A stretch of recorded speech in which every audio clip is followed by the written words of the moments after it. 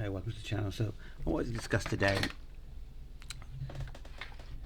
how the government could save money, because there's all this stuff in the news about the dire budget that's coming and how we're in such a financial black hole. But if the government stopped living in the past and actually got with technology, they could actually save a lot of money. You've got to think, we don't, in this day and age, we don't need all the MPs to travel to London to sit in a chamber for Prime Minister's questions and other debates where all they do is constantly get told off by the Speaker for being leery and making stupid noises. Also the fact that they're getting paid expenses to go there, as well as other things. When you think about it, there's obviously going to be some people working in government, some MPs who, for national security, will have to have meetings in person, let's say. But for the vast majority of MPs and also people in the House of Lords, they don't need to be going to the Houses of Parliament. They don't need to be sitting in the chamber. They don't need to be getting expenses. They don't need to be getting fed, etc. They certainly don't need second houses. They're already paid 91,000 or more, based on what I looked up before I made the video.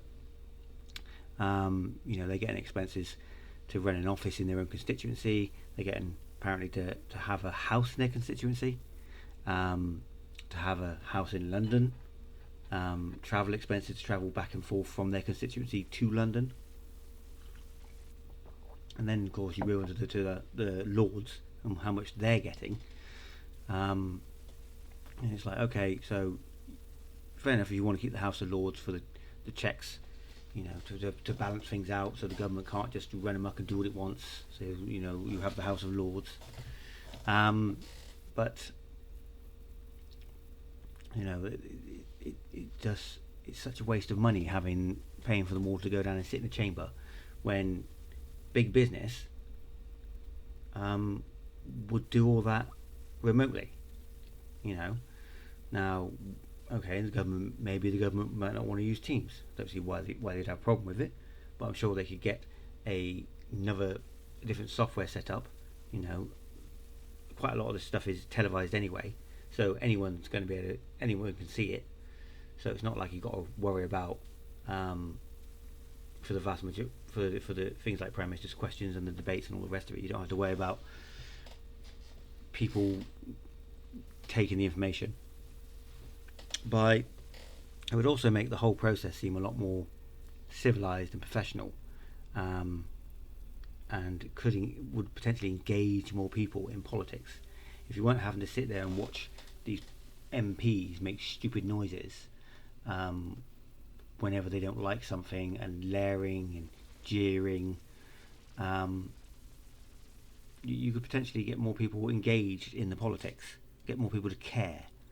Because certainly all the businesses I've worked for, when you're having a Teams call, if you want to say something, you put your hand up, and then you wait until they say you can speak.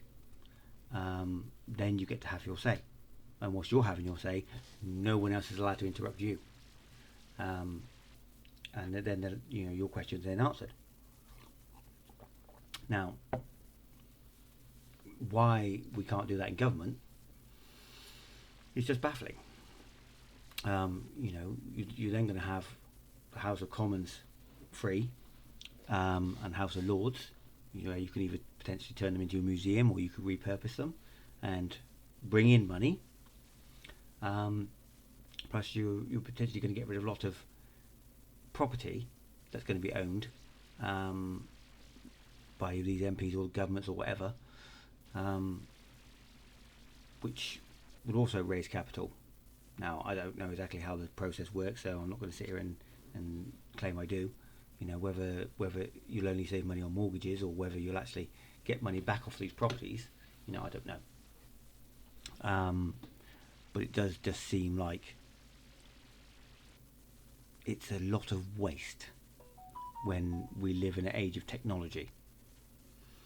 And if big multinational companies can do it, then I don't see why our own government can't do it.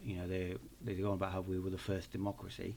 Well, let's also be the first to actually modernise. Then let's be the first to say you don't have to actually have everyone sat in the same room to have a debate on something trivial, whether it's something important or not, or whether it's just something trivial. The opposition and the government can have a debate without them having to be sat opposite each other, costing the taxpayers money.